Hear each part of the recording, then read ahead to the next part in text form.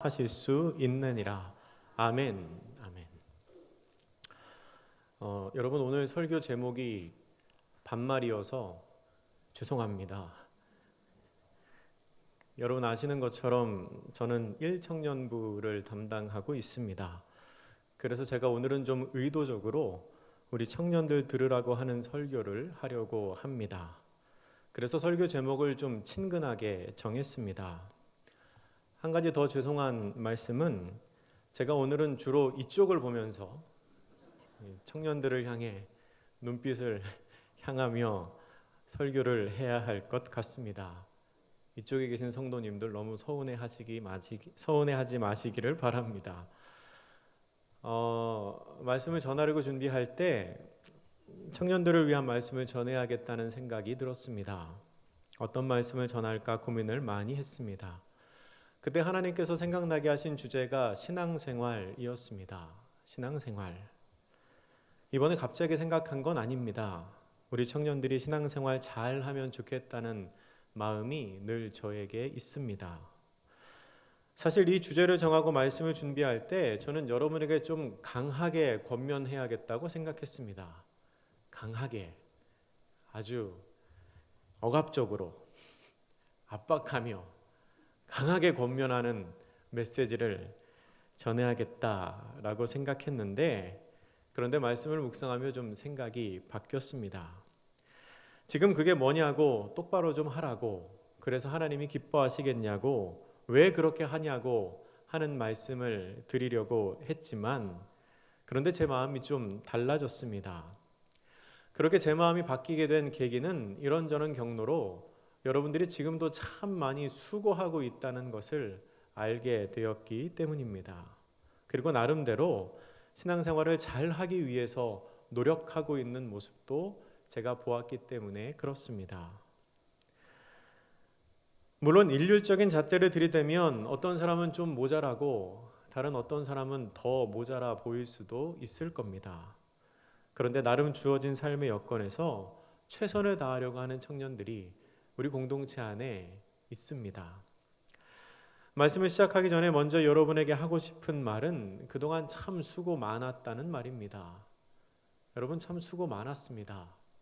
어른들이 보기에는, 다른 사람이 보기에는 신앙생활 하는 거야, 마는 거야 라고 생각이 들지도 모르겠지만, 그래도 각자의 삶의 자리에서 지금까지 믿음을 지켜오느라고 참 수고 많았습니다.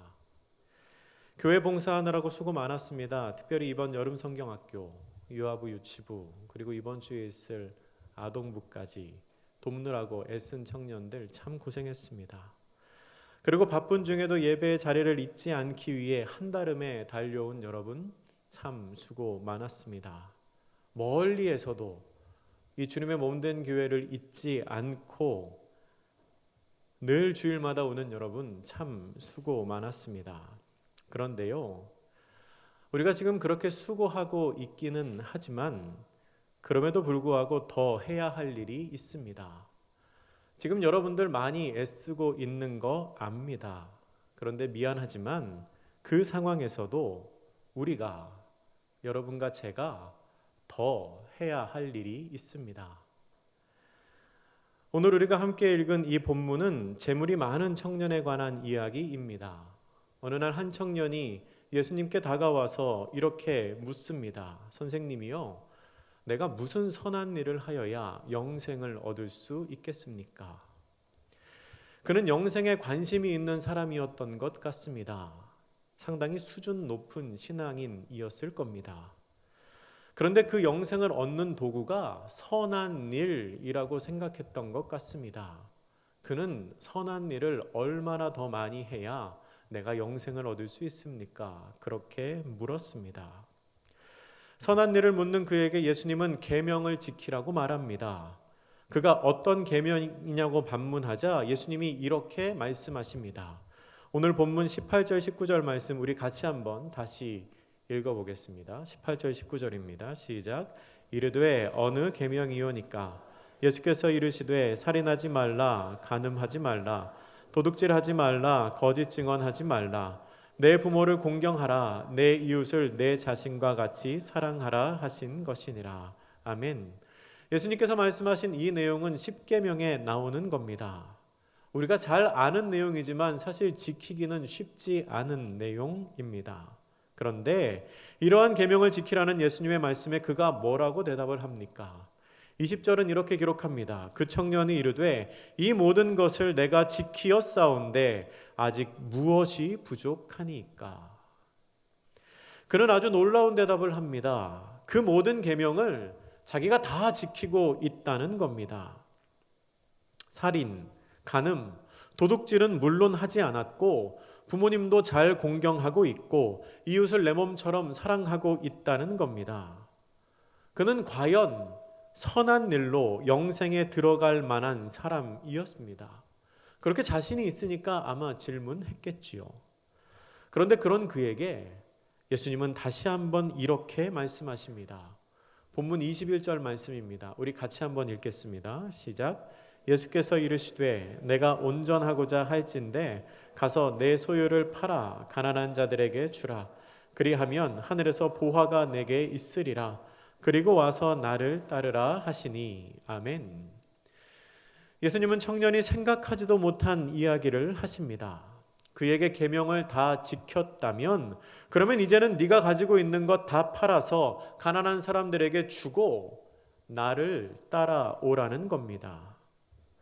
여러분, 그것은 청년을 공경에 빠뜨리기 위한 질문이 아니었습니다. 청년이 한 질문에 예수님께서 정답을 말씀하신 것입니다. 청년이 예수님께 와서 요청한 질문이 무엇입니까? 영생을 얻는 방법이었습니다. 그 청년은 영생을 얻고 싶어 했습니다. 단지 이 청년이 착각한 것은 선한 일로 말미암아 그것을 얻을 수 있다고 생각한 것이었습니다. 그런데 예수님의 생각은 달랐습니다. 예수님께서는 네가 가지고 있는 것 다 버리고 나를 따라오라고 말씀하십니다. 왜냐하면 영생은 선한 일로 얻는 게 아니라 예수님을 따름으로써 얻을 수 있는 것이었기 때문입니다. 예수님은 청년의 질문에 대한 정답을 말씀하셨습니다. 그런데 이 청년은 예수님의 대답을 받아들이지를 못합니다. 왜 그럴까요? 이 청년이 왜 예수님의 대답을 받아들이지 못했을까요? 그 답이 오늘 본문 22절의 상반절에 나옵니다. 그 청년이 재물이 많음으로. 그는 재산이 많은 사람이었습니다. 그리고 그 재물을 포기할 수가 없었습니다. 재물을 포기할 수 없었던 그가 결국 어떻게 됐나요? 22절 하반절은 이렇게 기록합니다. 이 말씀을 듣고 근심하며 가니라. 그는 결국 근심하면서 예수님을 떠났습니다. 왜 근심했을까요? 선한 일로 영생을 얻으려고 했지만 자기가 한 선한 일로는 그것이 불가능하다는 것을 알게 되었고 주님께서 말씀하신 그 부르심에는 순종할 엄두가 나지 않아서 그랬을 겁니다. 둘 다를 가질 수 없는 상황에서 어느 것 하나도 포기할 수 없었던 갈등이 그에게 있었습니다. 그러니 근심하게 되는 겁니다. 그는 그렇게 예수님을 떠나갔습니다. 그가 그렇게 예수님을 떠나갔기 때문에 우리는 그를 시시한 신앙인으로 생각할 수도 있습니다. 그런데 여러분, 우리 중에 그 청년만큼이라도 신앙생활을 하는 사람이 과연 있을까요? 그는 비록 예수님의 대답에 순종하지 못하고 돌아갔지만 그 전에 그가 한 일을 한번 다시 생각해 보십시오.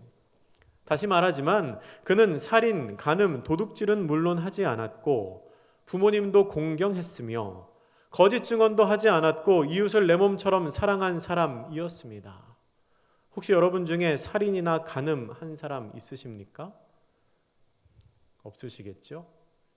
있으면 빨리 자수해서 광명 찾으시기 바랍니다. 혹시 도둑질한 사람 있으십니까? 뭐 있을지도 모르겠습니다. 그러면 부모님은 잘 공경하시나요? 거짓말 한 적 없으십니까? 이웃을 내 몸처럼 사랑하고 계십니까? 그런 거 우리가 지키지 않았다면 우리는 이 청년 무시할 자격이 없습니다. 이 청년이 한 일은 실로 대단한 일이었습니다. 그는 구약의 율법을 거의 다 지키며 살았던 사람입니다. 당시의 율법에 비추어서 매우 훌륭한 신앙인입니다. 그런데 예수님은 그에게 더 큰 헌신을 요구하십니다. 지금보다 더 하라고 하십니다. 지금 잘하고 있다고 생각하는데 그거로는 부족하니까 더 하라고 권면을 하십니다. 왜냐하면 그가 하고 있는 그 일이 훌륭한 일이기는 하지만 거기에는 영생이 없기 때문입니다. 그런데 여러분, 예수님께서는 이 청년에게 말씀하신 것처럼 우리에게도 더 요구하실 때가 있습니다. 우리가 생각하고 있는 것보다 더 큰 것을 요구하실 때가 있습니다. 나 지금 잘하고 있는 것 같은데 더 하라고 하실 때가 있습니다. 청년이 예수님의 마지막 말을 듣고 도저히 감당할 수가 없어서 근심하며 돌아갔던 것처럼 정말 내가 감당하기 힘든 일을, 때로는 감당하지 못할 것 같은 일을 예수님이 나에게 요구하실 때가 있습니다. 그래서 우리의 신앙생활이 결코 만만치가 않습니다. 그러면 예수님이 왜 그렇게 하셨을까요? 예수님께서는 왜 우리가 감당할 수 있다고 생각하는 것보다 더 큰 헌신을 우리에게 요구하고 계신 것일까요? 이 질문에 대한 답을 얻기 위해서는 우리가 본문의 사건과 같은 내용을 기록한 다른 성경 마가복음의 본문을 살펴보아야 합니다. 여러분, 마가복음 10장 21절을 한번 같이 찾아보겠습니다. 마가복음 10장 21절 말씀.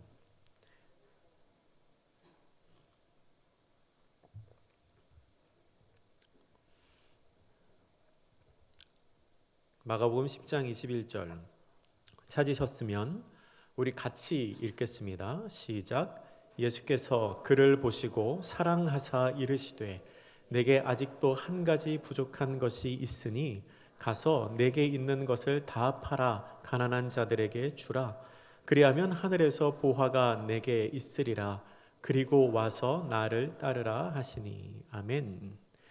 여러분, 마태복음 본문과 다른 점을 혹시 찾으셨습니까? 예수님의 말씀 시작하는 부분이 좀 다릅니다. 이 말씀에는 예수님께서 왜 그렇게 이야기하셨는지가 나옵니다. 21절은 이렇게 시작합니다. 예수께서 그를 보시고 사랑하사 이르시되. 아멘. 그렇습니다. 예수님은 그를 사랑하셔서 사랑하는 마음에 그렇게 말씀을 하셨습니다. 그를 사랑하셔서 가진 것 다 팔아서 가난한 사람한테 주고 그 후에 나를 따라오라고 말씀하셨습니다. 제가 예전에 성경을 읽다가 이 마가복음 10장 21절 말씀에서 제 눈이 멈췄습니다. 그리고 한참을 봤습니다. 왜 그랬냐면 낯설어서 그랬습니다. 복음서에서 예수님이 어떤 특정한 개인을 향하여 사랑하셔서 말씀하셨다는 기록을 본 기억이 없었기 때문입니다. 그래서 제가 찾아봤습니다. 예수님이 과연 사랑했던 사람이 누가 있는가? 복음서 전체를 살펴보니 예수님께서 개인을 향하여 사랑을 표현하신 대상이 딱 3명 나옵니다. 공관복음에는 이 청년이 유일합니다. 그리고 요한복음에 죽은 지 나흘 만에 살아난 나사로와 한 사람은 예수님이 사랑하셨던 제자 요한을 향하여 사랑이라는 표현이 나오는 걸 봤습니다. 그런데 그들에게도 그저 사랑하는 자, 사랑하는 제자라고 표현이 되었을 뿐 사랑하여 충고한 사람, 사랑하셔서 말씀을 건넨 사람은 복음서에서 이 청년이 유일합니다. 아마도 그에게 그 말씀을 하시기 전까지 그가 했던 그 행동과 대답이 예수님의 마음에 쏙 들었던 것 같습니다. 그럴 만도 하지요. 제자들 중에서도 그 사람만큼 율법을 지키고 반듯하게 살아온 사람은 아마 없었을 테니까요. 그렇게 그 사람을 향하여 사랑하는 마음이 드셨던 예수님은 그 사람에게 영생을 얻을 수 있는 방법, 가장 좋은 길을 알려주십니다. 그게 바로 가지고 있는 것을 다 팔아서 나를 따라오는 것이었습니다. 그가 지금까지 했던 일보다 더욱 많은 것을 요구하신 겁니다. 그런데 예수님은 그 사람을 사랑하셔서 가장 좋은 길을 알려주셨지만 그 사람은 결국 예수님의 그 부르심을 포기합니다. 거절합니다. 그냥 돌아갑니다. 자기가 가지고 있었던 그 재물을 내려놓을 수가 없었던 겁니다. 그 사람은 자기의 마음으로는 영생을 얻기를 원했지만 그 길 걷는 것은 내켜하지 않았습니다. 예수님께서는 사랑하시는 마음으로 그에게 권면을 하지만 그는 그 사랑을 거절합니다. 그렇다면 여러분, 우리가 어떻게 해야 주님 뜻대로 할 수가 있을까요? 주님께서 사랑으로 하시는 권면도 우리에게 그렇게 무겁게 느껴진다면 우리가 어떻게 주님의 뜻을 감당할 수 있겠습니까? 혹시 주님께서 우리에게 원하시는 그 길은 너무나 바르고 옳고 또한 높이 있는 길이기 때문에 우리가 다다를 수 없는 경지에 있는 것은 아닐까요? 예수님께서는 그 질문에 대한 답을 오늘 본문 26절에서 하십니다. 마태복음 19장 26절은 이렇게 기록합니다. 예수께서 그들을 보시며 이르시되 사람으로는 할 수 없으나 하나님으로서는 다 하실 수 있느니라. 아멘. 여러분, 우리는 예수님의 이 말씀이 왜 나왔는지를 좀 생각해 보아야 합니다. 영생을 얻기를 원했지만 많은 재물을 포기할 수 없었던 청년이 근심하며 돌아간 후에 예수님은 제자들에게 이런 말씀을 하십니다. 부자는 천국에 들어가기가 어렵다. 다시 한번 말하지만 부자가 하나님 나라에 들어가는 것보다 낙타가 바늘귀를 통과하는 게 더 쉽다라고 말씀하십니다. 그런데 그 말을 들은 제자들은 매우 놀랍니다. 오늘 본문 25절은 이렇게 시작합니다. 제자들이 듣고 몹시 놀라 이르되 라고 기록합니다. 여러분, 사실 예수님의 그 말이 우리가 듣기에는 뭐 그렇게 놀랄 만한 일 아닌 것 같은데 제자들이 왜 이렇게 많이 놀랐을까요? 거기에는 이유가 있습니다. 유대인들은 자신들을 오랫동안 지배해왔던 신명기적인 사고, 그러니까 순종하면 복을 받고 불순종하면 벌을 받는다 혹은 화를 입는다 라는 생각 때문에 아주 오랫동안 인과응보적인 생각을 하는 게 보통이었습니다. 그래서 이 땅 위에서 누리는 번영, 부, 건강 같은 것을 하나님의 축복의 결과로 생각했습니다. 이러한 생각은 부자들을 하나님 나라에 가장 가까운 사람으로 생각하게 만들었습니다. 왜냐하면 이 땅에서 부자로 살아간다는 것은 하나님으로부터 복을 받았다는 뜻이고 하나님으로부터 복을 받았다는 것은 하나님께서 그 사람을 사랑하신다는 뜻이니까 하나님께서 사랑하시는 그 사람, 그 부자를 당연히 천국에 가장 먼저 데리고 가지 않겠느냐라고 생각한 것이지요. 거기에 연관지어서 이 땅에서 가난하게 사는 사람들은 죄인 취급을 받았습니다. 네가 하나님을 얼마나 잘 섬기지 않으면, 네가 하나님께 얼마나 죄를 지었으면 그렇게 가난하게 살겠느냐, 하나님께서 복을 안 주시겠느냐라고 생각했던 것이지요. 그런 상황에서 예수님께서 오셔서 가난한 사람들을 축복하시고 부자들은 천국에 들어갈 수 없다고 말씀하십니다. 그러니까 제자들이 깜짝 놀랄 수밖에 없지요. 부자가 하늘나라에 제일 가까이 있는 사람들인 줄 알았는데 그들이 하늘나라에 갈 수 없다니 그럼 과연 누가 하나님 나라에 갈 수 있겠냐는 겁니다. 그러면 부자는 정말 천국에 못 갈까요? 아니요, 갑니다. 부자 천국에 갑니다. 오늘 본문 25절과 26절 말씀 우리가 같이 다시 한번 읽겠습니다. 시작. 제자들이 듣고 몹시 놀라 이르되 예수께서 그들을 보시며 이르시되 사람으로서는 할 수 없으나 하나님으로서는 다 하실 수 있느니라. 아멘. 자신들이 생각하기에 하나님 나라에 제일 가까이 있다고 생각하는 부자들도 천국에 갈 수 없다는 얘기를 듣자 제자들이 반문합니다. 아니, 그렇다면 과연 누가 천국에 갈 수 있습니까? 그러자 예수님께서 말씀하십니다. 사람으로는 할 수 없으나 하나님으로서는 다 하실 수 있느니라. 여러분, 부자도 천국에 들어갈 수 있습니다. 사람의 생각과 노력으로 되는 것이 아니라 하나님이 그 일을 하실 때 그 일이 가능합니다. 사람은 할 수 없으나 하나님께서는 하실 수 있다는 그 말은 그 일이 사람이 주관하는 일이 아니라 하나님께서 하시는 일이라는 뜻입니다. 여러분, 이 말씀은 모든 상황에 다 적용할 수 있는 말입니다. 세상 모든 일들 중에서 이 이치에 벗어나는 일은 없습니다. 그렇지만 이 말씀은 특별히 구원의 문제일 때 절대적인 진리로 우리에게 다가옵니다. 왜냐하면 구원만큼은 정말로 우리의 노력으로 되는 것이 아니라 하나님의 능력으로 가능한 일이기 때문입니다. 구원은 하나님만이 하실 수 있는 일입니다. 인간이 제 아무리 공적을 쌓아도 자기 자신을 구원시킬 수 있는 사람은 없습니다. 인간을 구원할 수 있는 분은 오직 하나님 한 분이십니다. 구원은 행위로 되는 것이 아닙니다. 구원은 믿음으로 얻는 것입니다. 믿음 안에서 은혜로 주어지는 것이 구원이지 인간의 어떤 수단을 통해서 터치할 수 있는 것이 아닙니다. 여러분, 이것을 우리가 앞에서 나누었던 생각과 연관시켜서 생각해 보면 우리가 결국 신앙생활을 잘 하는 것도 하나님께서 도우셔야만이 가능한 일이라는 것을 알 수 있습니다. 여러분, 내 노력으로 잘할 수 있게 되는 게 아닙니다. 하나님께서 은혜 주셔야 우리가 신앙생활도 잘 할 수 있습니다. 저는 사실 여러분에게 신앙생활을 권면하면서 처음에는 여러분을 논리적으로 설득시키려고 했습니다. 왜 해야 되는지, 이렇게 하면 어떻게 되는지, 그렇게 논리적으로 여러분을 설득시키려고 고민했습니다. 제가 이래봬도 꽤나 논리적인 사람입니다.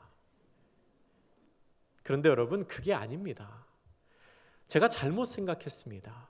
신앙생활은 논리가 아니라 은혜로 하는 겁니다. 은혜가 있으면 시키지 않아도 합니다. 은혜가 있으면 자기가 좋아서 합니다. 오지 말라고 해도 별일 없어도 교회 오게 됩니다. 저의 옛날 모습을 생각해도 그렇습니다. 저는 그랬던 것 같습니다. 이제는 논리적으로 설득시켜야겠다는 생각 안 합니다. 하나님께서 여러분에게 은혜 주시라고 기도합니다. 하나님께서 우리 청년들에게 은혜를 주셔서 사람으로서는 할 수 없지만 하나님께서 하실 수 있는 그 능력으로 여러분의 마음을 만져주시라고 기도합니다. 주변에서 이해를 못하더라도 너는 뭐 맨날 그렇게 교회 가니? 요새도 교회 가는 사람 있니? 하고 비웃더라도 그냥 교회 가는 게 좋아서 하는 게 바로 신앙생활입니다. 이유는 나도 모르겠습니다. 나도 내가 이렇게 하는지, 나도 내가 왜 이렇게 하는지 모르는데 그냥 그렇게 하는 게 좋아서 교회 오는 게 바로 신앙생활입니다. 그리고 그 일은 하나님의 은혜로 가능하게 됩니다. 여러분, 오늘 본문에 나오는 이 청년이 만약에 주님의 부르심에 응답했다면 어땠을까요? 만약 오늘 본문에 나오는 이 사람이 예수님께서 말씀하신 대로 자기가 가지고 있는 것 다 팔아서 가난한 사람들에게 주고 예수님을 따라갔다면 과연 어떻게 됐겠습니까? 아마 그는 예수님의 말씀대로 천국에서 하늘의 무궁한 보화를 받았을 겁니다. 그리고 어쩌면 이 땅에서는 예수님의 13번째 제자가 되었을지도 모르겠습니다. 예수님께서 베드로나 마태를 부르실 때와 똑같이 그 사람을 향하여 나를 따르라 라고 부르셨거든요. 여러분, 이 부르심은 아무나를 향한 부르심이 아니었습니다. 그런데 그는 그 부르심에 순종하지 않습니다. 아마도 그의 생각에, 그의 계산에는 예수님께서 나를 부르실 거라는 그 계산까지는 들어있지 않아서 그랬을지 모르겠습니다. 그런데 하나님은 때로 우리가 생각한 것보다, 때로 우리가 계산한 것보다 더 많은 것을 우리에게 요구하실 때가 있습니다. 여러분, 신앙생활 어디까지 해보셨습니까? 얼만큼 해보셨습니까? 혹시 여러분, 지금이, 내가 지금 하고 있는 이것이 나의 신앙생활의 최선이라고 생각하십니까? 하나님 보시기에는 그렇지 않을 수도 있습니다. 제가 높아심에 말씀드리지만 내가 지금 최선을 다하고 있다고 생각하지 마시기를 바랍니다. 여러분이 만약에 나는 지금 최선을 다하고 있어 라고 생각하고 있다면 하나님께서 여러분에게 더 많은 것을 요구하실 때 이 청년처럼 근심하며 돌아갈 수밖에 없을 겁니다. 그렇다고 너무 걱정은 하지 마십시오. 은혜가 있으면 지금보다 더한 일도 기쁨으로 감당할 수 있습니다. 하나님께서 반드시 여러분에게 은혜를 주실 겁니다. 한 가지 이야기만 더 하고 마치겠습니다. 여러분 혹시 최민호라고 하는 유도 선수를 아십니까? 베이징 올림픽 유도 남자 60kg급에서 금메달을 땄던 선수입니다. 베이징 올림픽이 2008년이었습니다. 벌써 10년이 됐습니다. 시간이 빨리 갑니다. 제가 그때 이 최민호 선수가 금메달을 따고 나서 인터뷰하는 장면을 보았는데요. 그 인터뷰가 아직도 제 기억 속에 남아 있습니다. 그 최민호 선수가 천주교 신자인데 금메달을 따고 나서 리포터가 이런 질문을 합니다. 최민호 선수, 올림픽을 준비하면서 연습 참 많이 하셨다고 들었습니다. 라고 질문을 하니까 이 최민호 선수가 이렇게 대답을 했습니다. 예, 많이 했습니다. 제 스스로도 놀랄 정도로 많이 했습니다. 제 스스로가 할 수 있는 최선보다 더 많이 해서 제가 일기장에 하나님 깜짝 놀라셨지요? 제가 이렇게 할 수 있을 줄 모르셨지요? 라고 적을 정도로 많이 했습니다. 라고 대답을 합니다. 제가 그의 인터뷰를 듣고 되게 깜짝 놀랐습니다. 좀 충격을 받았습니다. 아니, 사람이 어떻게 하나님이 깜짝 놀라고 하나님께서 예상하지 못할 정도로 훈련을 할 수 있단 말입니까? 물론 그게 말도 안 되는 얘기죠. 그렇지만 그가 그렇게까지 말할 정도로, 그렇게까지 자신을 단련했던 그의 피나는 노력이 그 인터뷰에서 느껴져서 제 마음이 참 먹먹해졌습니다. 여러분은 그의 말을 어떻게 생각하십니까? 여러분은 하나님마저 놀라게 할 정도로 무언가에 집중해 보신 적 있으십니까? 혹시 하나님마저 놀라게 할 정도로 믿음의 결단을 해보신 적 있으십니까?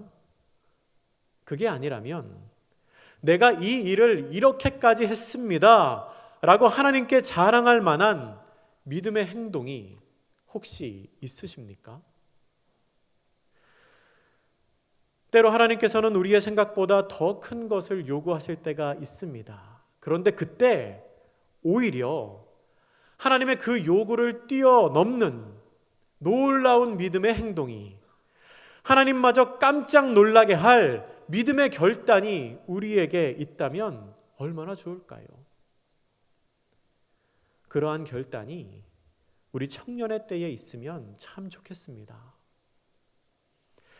특별히 여러분, 이 기간이 여러분이 결단하기에 참 좋을 때입니다.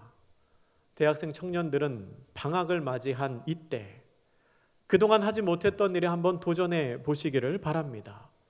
새벽 기도도 한번 작정해 보시고, 내가 그동안 못 왔지만 수요 기도에도 빠지지 않고 오겠다 한번 결단해 보시고, 혹은 작정 기도를 한번 내 스스로 결단해 보시기를 바랍니다. 직장인 청년들도 마찬가지입니다. 교회학교 여름 행사가 있고 또 청년부 수련회가 있는 이때를 하나님께 더 가까이 다가갈 수 있는 믿음의 기회로 삼으시기를 바랍니다. 또 성도님들께도 부탁드립니다. 오늘 설교는 청년들 들으라고 하는 설교니까 나는 상관없지 라고 생각하시는 분이 있다면 바로 그분에게 오늘 이 메시지가 상관 있는 메시지로 들리기를 축복합니다. 여러분 그거 아시나요? 오늘이 무슨 날인지 아십니까? 여러분 오늘은 우리 삶의 남은 날들 중에서 제일 젊은 날입니다. 우리 삶의 남은 날들 중에서 제일 젊은 날인 오늘 우리가 새로운 신앙생활을 결단하는 은혜가 지금 이 자리에 함께 있기를 주님의 이름으로 축원합니다. 기도하겠습니다. 사랑의 하나님,